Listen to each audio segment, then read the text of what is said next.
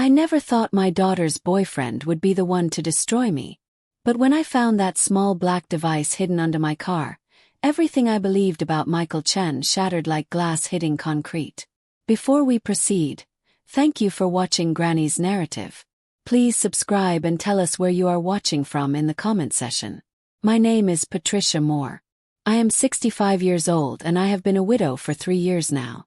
My husband James died in a car accident on a rainy Tuesday morning while driving to work. One moment he was kissing me goodbye at the door. The next moment 2 police officers were standing on my porch with expressions that told me my life would never be the same. James and I had been married for 42 years. We built everything together from nothing. He worked as an engineer and I taught mathematics at Lincoln High School for 38 years. But what nobody knew was that while James was designing bridges and buildings, I was quietly building something else. Fortune. I had always been good with numbers. It was why I became a math teacher in the first place.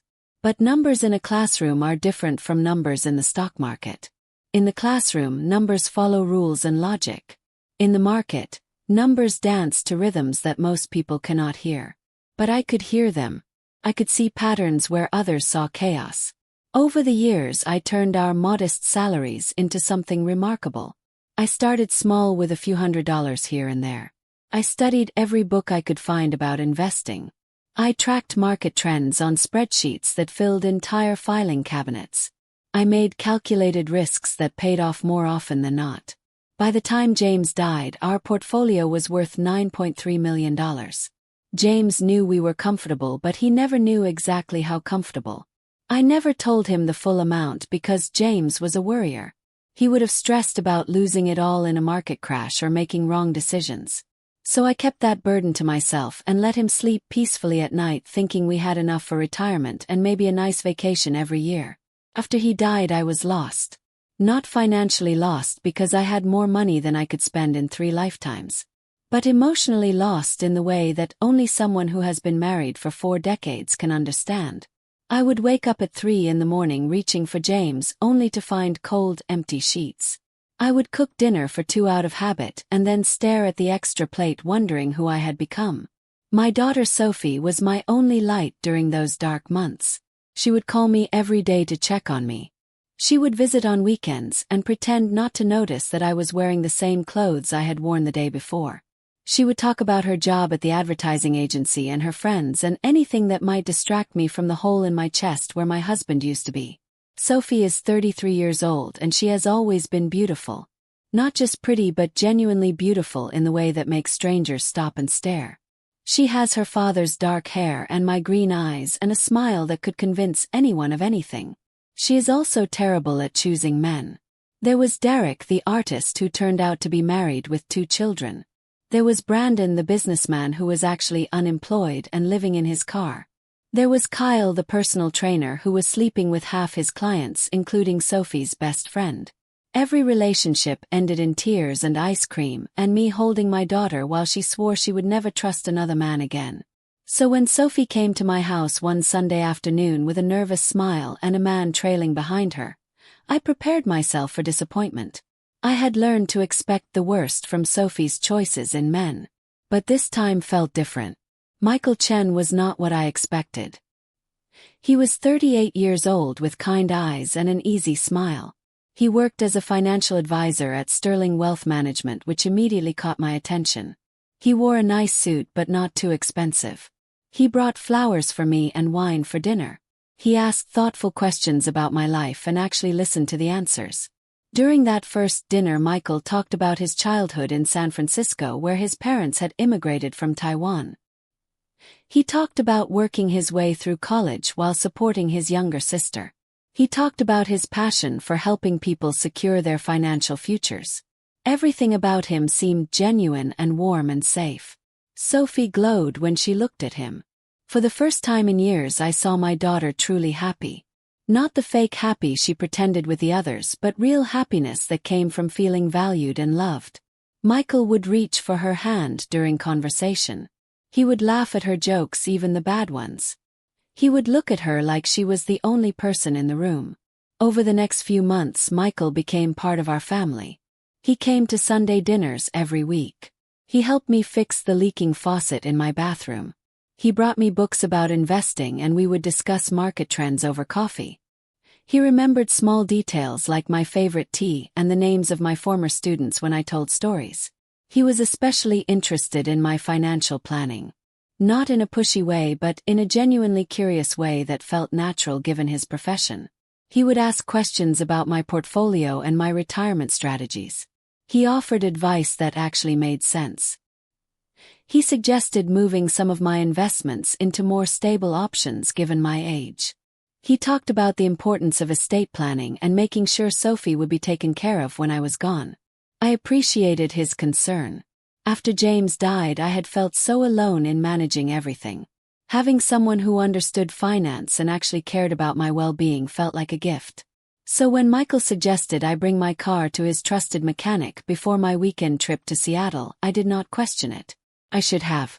It was a Thursday evening when Michael brought it up. He and Sophie had come over for dinner and we were sitting on my back porch watching the sunset. "Patricia," Michael said in that concerned voice I had come to trust. "When was the last time you had your car serviced? You are driving 4 hours to Seattle tomorrow and I would hate for something to go wrong on the highway." Sophie nodded enthusiastically while scrolling through her phone. "Mom, you know Michael knows everything about cars. You should let him help you."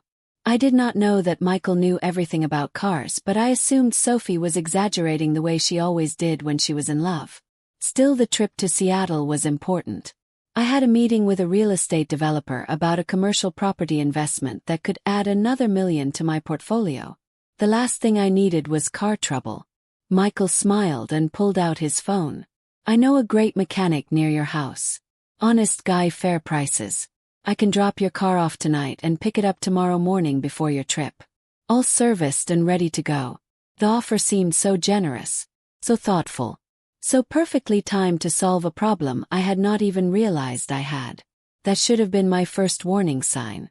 I handed over my keys that evening thinking what a wonderful man my daughter had found. Michael drove away in my silver Honda Accord and I went to bed feeling grateful for family, even if that family was not quite official yet. Sophie and Michael had been dating for almost a year and I could feel an engagement coming. I was already mentally planning the wedding. The next morning Michael returned my car at 7:30 looking pleased with himself. "All set, Patricia," he said, handing me the keys. "Fresh oil change, new air filter, checked all the belts and hoses. Your mechanic said everything looks great. Should run like a dream all the way to Seattle." I thanked him with a hug thinking how lucky Sophie was to have found someone so caring and responsible. Then I got in my car and started driving toward what I thought would be a routine business trip. The meeting in Seattle went well. Better than well, actually. By the time I walked out of that office, I had signed papers that would make me the part owner of a luxury apartment complex that was projected to generate $200,000 in annual passive income. I was feeling good about life, about my investments, about my future. I stopped for gas on the way back to my car. The gas station was busy with travelers and truckers stopping for fuel and snacks. I was standing by the pump, watching the numbers climb when I dropped my credit card. It slipped out of my hand and slid under my car toward the back tire. I bent down to grab it, muttering about my clumsy fingers. That is when I saw it. A small black device about the size of a matchbox attached magnetically to the frame of my car just behind the rear wheel well. It was not rusty or old. It was new and deliberately placed. And it definitely had not been there before Michael took my car to his mechanic. My heart started pounding. I looked around the gas station to see if anyone was watching me, but everyone was focused on their own business. I reached under the car and pulled the device free. It came off easily with a soft magnetic click. I turned it over in my hands, examining it. Even though I am 65 years old, I am not completely out of touch with technology. I knew what I was holding. It was a GPS tracker. Someone wanted to know where I was going. And I had a very good idea who that someone was. I sat in my car for 20 minutes staring at that tracker. My mind was racing through possibilities, trying to find an innocent explanation. Maybe Michael put it there for my safety. Maybe he was worried about me driving alone. Maybe this was some kind of misguided protective gesture. But even as I tried to convince myself, I knew better. You do not secretly track someone for their own protection. You do not hide a GPS device under their car without telling them. You do not take someone's car to a mechanic and return it with surveillance equipment. This was not protection. This was something else entirely. I pulled out my phone and searched GPS tracker online. Within minutes I was reading articles about how these devices work. They send real-time location updates to whoever is monitoring them. They can track speed and routes and stops. They can show exactly where someone is at any moment. And this particular model, called the Trackmaster Elite, had a battery life of 8 months and was specifically marketed for covert surveillance. The words covert surveillance made my stomach turn. Michael had been covertly surveilling me. But why? What did he need to know about my location that he could not simply ask? Unless he was planning something that required knowing exactly where I was and when. I thought about calling Sophie, but that would put her in an impossible position between her mother and her boyfriend. I thought about calling the police, but what would I tell them? My daughter's boyfriend is tracking me did not sound like an emergency. I thought about confronting Michael directly, but something told me that would be a mistake. If he was tracking me for a reason, I needed to know what that reason was before I revealed that I knew. That is when I had an idea. It was risky and possibly stupid, but it was also brilliant in its simplicity. Instead of destroying the tracker or confronting Michael, I would let him keep tracking me. But I would not be the one he was tracking. I would put the tracker on something else and see what happened when my location started moving in ways he did not expect. I drove straight to the truck stop on Interstate 5 where long-haul trucks stopped for fuel and rest. The parking lot was full of massive 18-wheelers heading to destinations all over the country. I walked through the rows of trucks pretending to stretch my legs while actually looking for the perfect target. I found it near the back of the lot. A truck with Canadian plates and Manitoba written on the side. The driver was inside the truck stop eating lunch, which gave me time. I walked casually to the truck, checking to make sure nobody was watching. Then I bent down and attached Michael's tracker to the underside of the trailer using the same magnetic mounting system that had held it to my car. The truck was heading to Winnipeg, according to the logs I could see through the window. That was over 1,500 miles away. If Michael was monitoring my location, he was about to think I had developed a sudden interest in Canadian travel. I drove home feeling a mixture of satisfaction and dread. Satisfaction because I had outsmarted whatever game Michael was playing. Dread because I still did not know what that game was or how dangerous it might be. That evening Sophie called me full of excitement. "Mom, Michael and I are coming over tomorrow for lunch. He wants to talk to you about something important. I think he might ask for your blessing to propose. Is not that exciting?" My heart sank. Of course Michael would want to propose. Of course he would want to lock down the relationship with my daughter before whatever he was planning went into effect. But I forced cheerfulness into my voice and told Sophie I could not wait to see them. That night I barely slept. I kept thinking about that tracker and what it meant. I kept thinking about Michael's kind eyes and thoughtful questions. I kept thinking about Sophie's happiness and how it was all built on lies. But I did not know what lies yet. I did not know what Michael was really after. All I had was a GPS tracker and a terrible feeling in my gut. The next morning started normally enough. I made coffee and read the newspaper. I watered my garden and answered emails. I was trying to act like everything was fine because I did not want Sophie to know something was wrong. Not yet. Not until I understood what I was dealing with. Sophie and Michael arrived at noon with Chinese takeout and bright smiles. We sat at my kitchen table eating Kung Pao chicken and making small talk about work and weather and weekend plans. Michael was charming as always. He complimented my garden and asked about my Seattle trip and acted like a man who had absolutely nothing to hide. Then my phone rang. The caller ID showed a number I did not recognize with a 204 area code. I almost let it go to voicemail, but something made me answer. Maybe it was instinct. Maybe it was luck. Maybe it was just the universe deciding it was time for truth. "Mrs. Moore," a male voice said. "This is Sergeant David Fraser with the Royal Canadian Mounted Police in Manitoba. I need to ask you some questions about your current location." My blood went cold. Sophie and Michael stopped eating and looked at me with concern. I stood up from the table and walked toward the living room, trying to keep my voice steady. Yes, this is Patricia Moore. Is something wrong, Sergeant? Ma'am, are you currently in Winnipeg, Manitoba, or anywhere in Canada? No, I am at my home in Portland, Oregon. I've been here all morning. There was a pause on the other end of the line. I could hear papers rustling. Mrs. Moore, we have a situation here that requires your immediate attention. Early this morning we arrested a man named Carlos Ruiz at a truck stop outside Winnipeg. When we searched him, we found detailed information about you, including your home address, your daily schedule, and photographs of you and your daughter. I gripped the phone tighter. What kind of photographs? Surveillance photographs, Mrs. Moore. Photos of you leaving your house, getting into your car, shopping at the grocery store. This man has been following you for weeks, possibly months. He also had a GPS tracking device that was transmitting your location in real time. That is how we caught him. The tracker led him to a truck heading to Winnipeg, and when the truck stopped, he was waiting there looking for you. My legs felt weak. I sat down hard on my living room couch. Sergeant, why was this man following me? That is what we need to determine, Mrs. Moore. When we interrogated Carlos Ruiz, he claimed he was hired to do a job. He was supposed to track your movements and report back to someone. He was also carrying tools that suggest he was planning something more than simple surveillance. What kind of tools? Mrs. Moore, I do not want to alarm you, but Carlos Ruiz was carrying rope, plastic restraints, and what appears to be a kidnapping kit. Based on his criminal history and the evidence we found, we believe someone hired him to abduct you. The room started spinning. Someone hired a man to kidnap me. Who would do that? Who would want me kidnapped? And then I looked through the doorway into the kitchen where Michael was sitting at my table with my daughter. Michael, who had taken my car to his mechanic.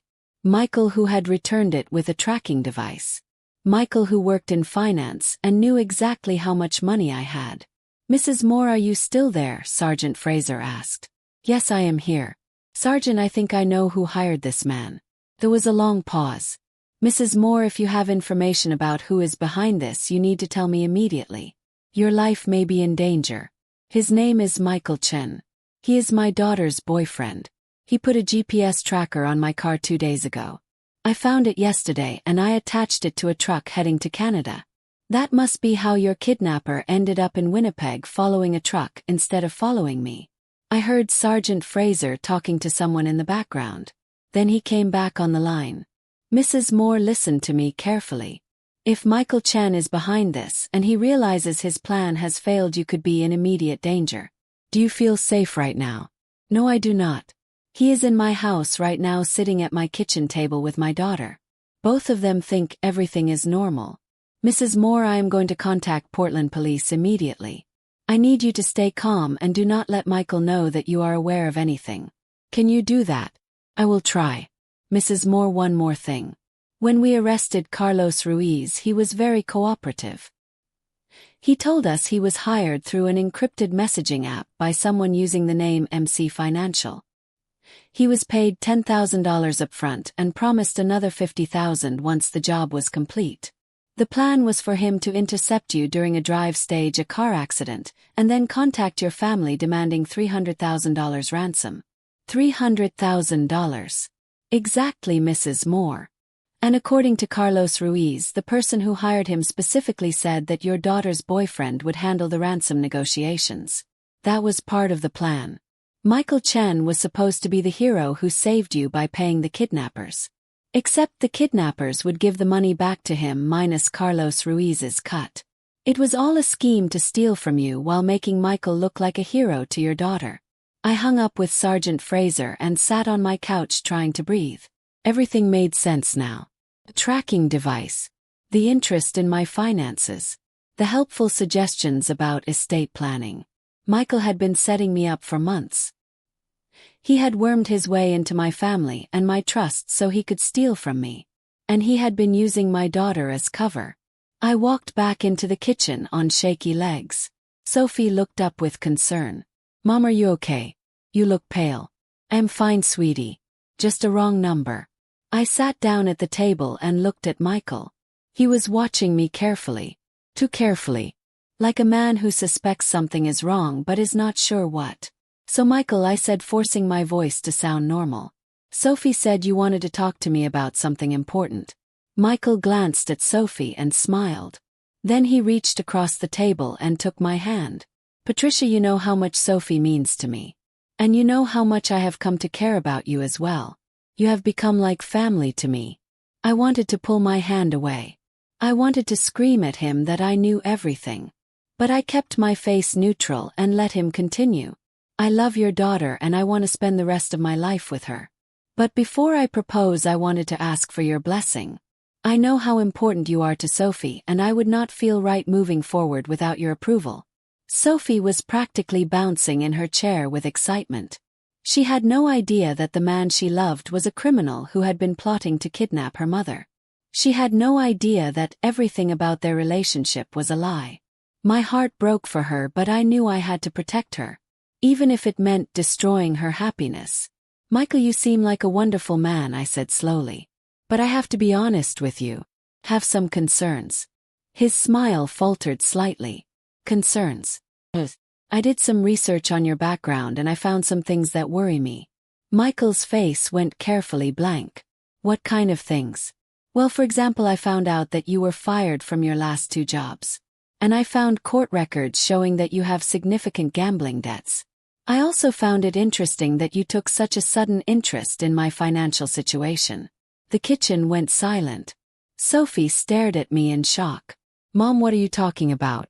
Michael has never been fired from anything. And he does not gamble. Kept my eyes on Michael.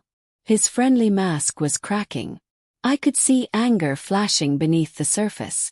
Patricia, I think there has been some kind of misunderstanding. Whatever you think you found, I can explain. I am sure you can, Michael. Just like I am sure you can explain the GPS tracker you put on my car. Just like you can explain why a man named Carlos Ruiz was arrested in Canada carrying my personal information and a kidnapping kit. Michael's face went white. Sophie looked between us, completely confused. Mom, what is going on? GPS tracker. Kidnapping. What are you talking about? Michael stood up abruptly. His chair scraped against the floor. Think I should go? No, Michael, I think you should stay. The police are on their way. I called them before you arrived. That was a lie, but it had the desired effect. Michael's eyes darted toward the door, calculating his chances of escape. That is when Sophie finally understood. Her face crumpled. Michael, no. Tell me Mom is wrong. Tell me this is some kind of mistake. Michael did not answer Sophie. Instead, he looked at me with pure hatred. You stupid old woman. Do you have any idea what you have done? I had everything planned perfectly. Everything was going to work out. And you ruined it by being too paranoid to trust anyone. I am not paranoid, Michael. I am careful. There is a difference. Michael lunged toward me, but Sophie stepped between us. Do not you dare touch my mother. Michael stopped. For a moment I thought he might push Sophie aside, but instead he stepped back. Fine. You want to know the truth, Patricia? Yes, I put the tracker on your car. Yes, I hired someone to kidnap you. But it was not just about the money. It was about making sure Sophie would never question me. Once I saved you from the kidnappers, she would have been so grateful that she never would have looked too closely at where our money came from. Our money, Sophie said quietly. You mean my mother's money? Michael shrugged. Same thing. Once we were married, it would have been community property. Your mother is 65 years old. How long is she really going to live? Another 10 years. 15. I was just speeding up the inevitable transfer of wealth. Sophie slapped him. The sound echoed through my kitchen. Then she pulled out her phone and called 911. Michael realized his mistake too late. He had confessed to everything in front of witnesses. There was no talking his way out of this. He tried to run, but I had locked the front door earlier when I came back inside. By the time he figured that out, police sirens were already wailing in the distance. The arrest was quick and efficient. 2 Portland police officers handcuffed Michael in my kitchen while reading him his rights. He did not struggle or argue. He just kept staring at me with that same hateful expression, like I had personally wronged him by refusing to be his victim. As they led him out, Sophie collapsed into my arms sobbing. I held my daughter while she cried for the man she thought she loved. The man who turned out to be nothing more than a con artist looking for an easy payday. The next few weeks were a nightmare of police interviews, lawyers, and paperwork. But they were also revelatory because once the police started investigating Michael Chen, they discovered that he was not who he claimed to be. His real name was Marcus Wong. He was 43 years old, not 38. And he had been running variations of this same con for over 15 years. Marcus had a pattern. He would target single women in their 30s who had wealthy parents. He would date them long enough to gain the parents' trust. Then he would engineer some kind of crisis that required the parents' money to solve. Sometimes it was a fake kidnapping. Sometimes it was a business opportunity that turned out to be fraud. Sometimes it was gambling debts to dangerous people who needed to be paid off urgently. The police found evidence of at least 7 previous victims. 7 families who had been destroyed by Marcus Wong. Some of them lost hundreds of thousands of dollars. One family lost everything: their house, their savings, their business. All because they trusted a man who seemed kind and caring and genuine. But Marcus had made one critical mistake in choosing me as his target. He had assumed that because I was a 65-year-old widow I would be easy to manipulate. He had assumed that my age made me vulnerable and weak and naive. He had not considered that I was also intelligent, resourceful, and absolutely unwilling to be anyone's victim. The trial happened 8 months later. Marcus tried to claim that I had entrapped him by planting evidence and lying to police. His lawyer argued that the GPS tracker was for my safety, and that Carlos Ruiz had acted independently without Marcus's knowledge. But the prosecution had text messages between Marcus and Carlos discussing the kidnapping plan. They had financial records showing Marcus had paid Carlos $10,000. They had testimony from 2 of Marcus's previous victims who described nearly identical schemes. The jury deliberated for 3 hours. They found Marcus Wong guilty of conspiracy to commit kidnapping, attempted fraud, wire fraud, and 6 other charges. The judge sentenced him to 32 years in federal prison. As they led him away in chains, Marcus looked at me one last time. I did not look away. I wanted him to see that I was not afraid of him. I wanted him to understand that he had picked the wrong woman to target. Sophie struggled for a long time after Marcus's arrest. She blamed herself for bringing him into our lives. She questioned every decision she had made in their relationship. She wondered how she could have been so blind to what he really was. I told her the same thing the police told her. Marcus Wong was a professional. Fooling people was his job and he was very good at it. She had nothing to be ashamed of. It took Sophie almost a year before she started dating again. And when she did, she was much more careful. She asked questions. She ran background checks. She introduced potential boyfriends to me early so I could evaluate them. She had learned a painful but valuable lesson about trust and vulnerability and protecting yourself from predators. As for me, I learned something too. I learned that being underestimated can be an advantage. People see a 65-year-old widow and they assume weakness. They assume I need help and guidance and protection. They do not see the mathematician who built a fortune through careful analysis and calculated risks. They do not see the woman who survived her husband's death and came out stronger. They do not see someone who fights back. After the trial, I used some of Marcus Wong's seized assets to start a foundation. The Patricia Moore Foundation for Elder Fraud Prevention provides education and resources for seniors who have been targeted by financial predators. We teach people how to spot warning signs. We provide legal assistance for victims. We work with law enforcement to identify and prosecute con artists who target vulnerable populations. Sophie runs the foundation with me. She is passionate about the work because she understands firsthand how devastating these crimes can be. Together we have helped dozens of families avoid the fate that Marcus Wong planned for us. We have saved people from losing their homes, their savings, their security. And every person we help feels like a victory over the man who tried to destroy us. I am now 66 years old. I am still worth over $9 million. And I have never been happier to be underestimated. Because when people underestimate you, they make mistakes. They get careless. They reveal themselves. And that is when you strike back. Marcus Wong thought he was playing a game with a naive old woman who would be easy to manipulate. He thought my age made me weak. He thought my widowhood made me desperate for family and connection. He thought he could steal from me and use my daughter and get away with it because I was too old and too trusting to see through his lies. He was wrong about everything. And now he is spending the next 3 decades in prison thinking about the mistake he made in underestimating Patricia Moore. The story does not end with Marcus Wong's imprisonment though. Because 6 months after the trial, I received a letter from someone I never expected to hear from. Someone whose story intersected with mine in ways I had not imagined. The letter came in a plain white envelope with a return address from Denver, Colorado.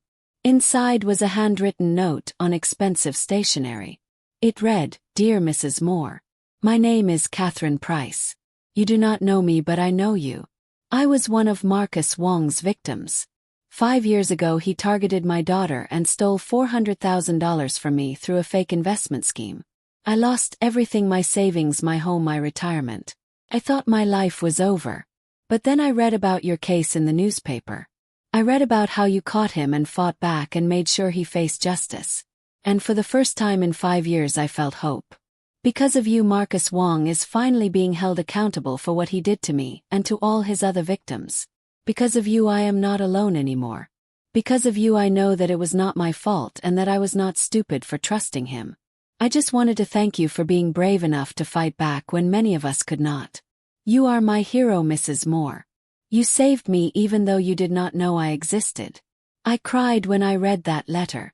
I had been so focused on protecting my own family that I had not fully considered the other people Marcus had hurt. But Catherine's letter reminded me that justice is not just about punishing the guilty. It is also about healing the wounded and giving hope to those who have lost it. I called Catherine that same day. We talked for 2 hours about our experiences with Marcus and the aftermath of his crimes.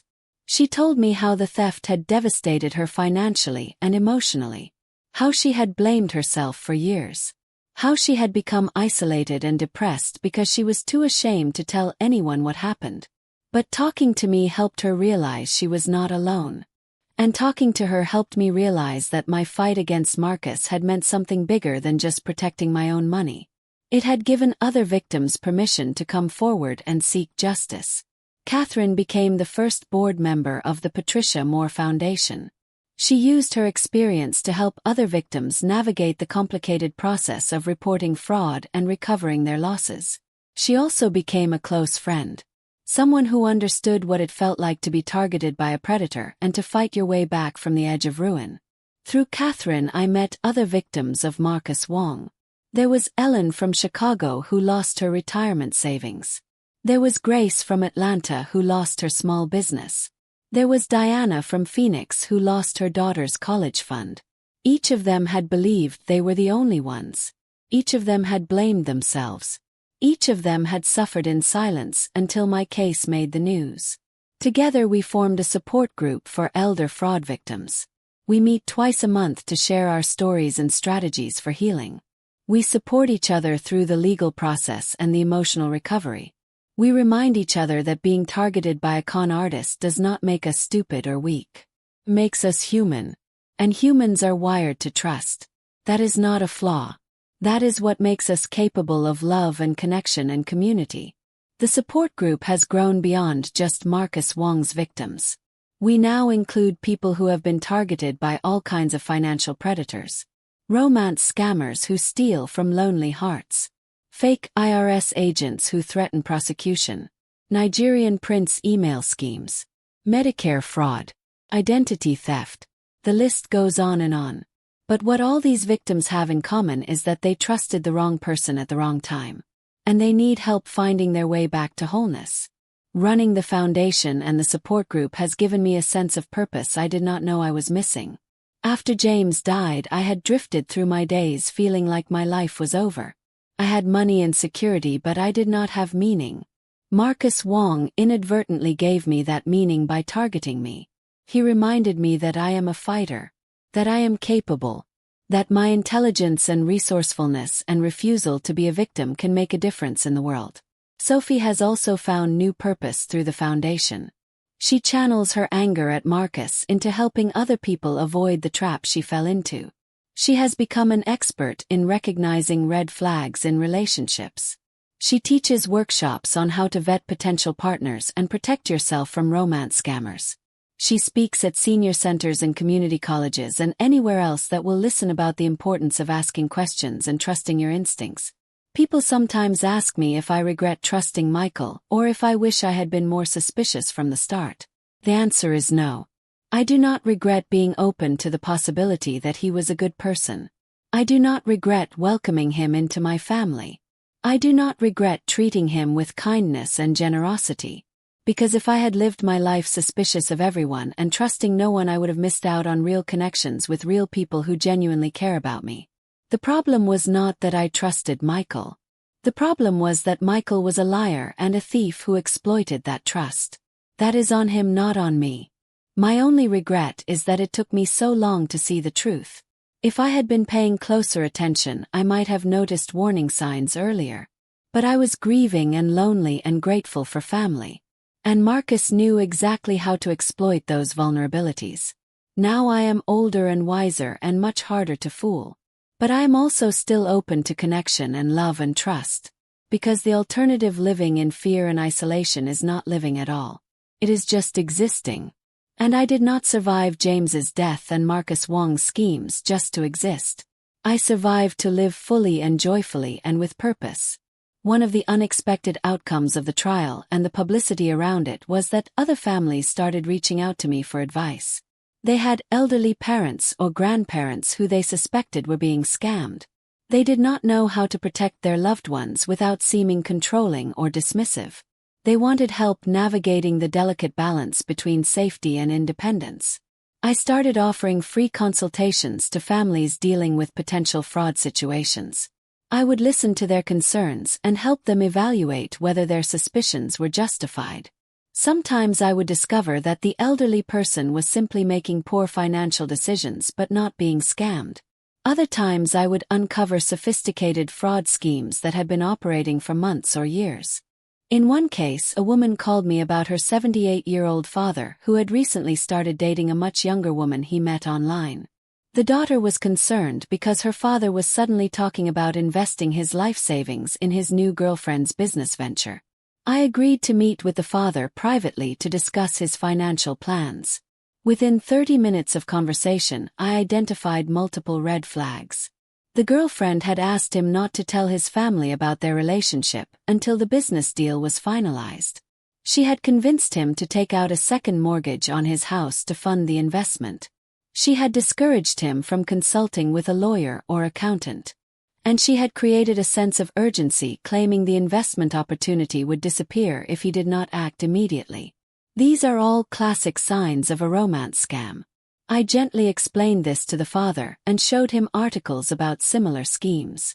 First he was defensive and angry. But after I walked him through the evidence, he reluctantly agreed to pause the investment and do more research. 2 weeks later he called me in tears. He had discovered that his girlfriend was actually a man running a catfishing operation from overseas. The business venture was completely fake. If he had gone through with the investment, he would have lost everything. Stories like that became common in my work with the foundation. I helped dozens of families avoid devastating losses by teaching them how to recognize and respond to fraud. And every family I helped felt like another victory over people like Marcus Wong who prey on the vulnerable. But not every story had a happy ending. Sometimes I would get calls from families who had already lost everything. Their elderly parent had been scammed out of their life savings, and there was no way to recover the money. In those cases, all I could offer was emotional support and connection to resources that might help them rebuild. Those were the hardest conversations. Telling someone that their mother or father will probably never recover financially from the fraud. Watching them struggle with guilt and anger and helplessness. But I also tried to offer hope. I reminded them that financial security is important, but not as important as dignity and family and love. I told them that their parents were not stupid or weak for being scammed. They were simply human. And humans make mistakes,